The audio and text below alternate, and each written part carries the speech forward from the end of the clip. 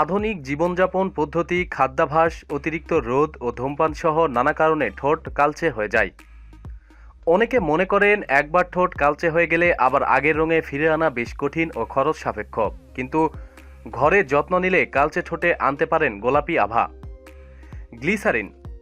শুষ্ক ঠোঁট দ্রুত রোদের সংস্পর্শে এলে কালো হয়। ঘুমাতে যাওয়ার আগে তুলাতে খানিকটা গ্লিসারিন নিয়ে ঠোঁটে লাগান। সকালের আগে ধোয়ার দরকার নেই, এভাবে ঠোঁটের শুষ্কতা ও কালচে ভাব দুটোই কমে আসবে।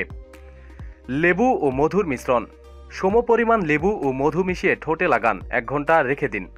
তারপর পানি দিয়ে ধুয়ে ফেলুন বা মুছে ফেলুন, এভাবে যতবার ইচ্ছা লাগাতে পারেন। আর এই মিশ্রণটি ফ্রিজে প্রায় 1 সপ্তাহের মতো রেখে ব্যবহার করতে পারবেন। দেখবেন কিছুদিনের মাঝেই আপনার ঠোঁটের রং পরিবর্তন হতে শুরু করেছে। স্ট্রবেরির রস। 2 চা চামচ স্ট্রবেরির রসের সঙ্গে 1 চামচ পেট্রোলিয়াম জেলি মিশিয়ে ঠোঁটে হালকা করে ঘষে রেখে দিন।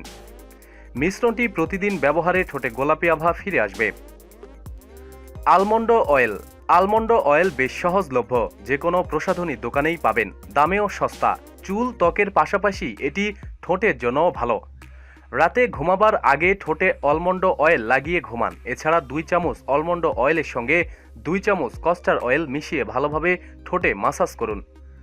কাঁচা দুধে তুলা ভিজিয়ে ঠোঁটে লাগান। এটি নিয়মিত করলে ঠোঁটের কালো দাগ উঠে যাবে। নিজে জানুন, অপরকে জানতে দিন। ভালো লাগলে লাইক দিন, শেয়ার করুন। প্রতিদিন সব খবরাখবরের জন্য সাথে থাকুন এবং সাবস্ক্রাইব করুন। ধন্যবাদ।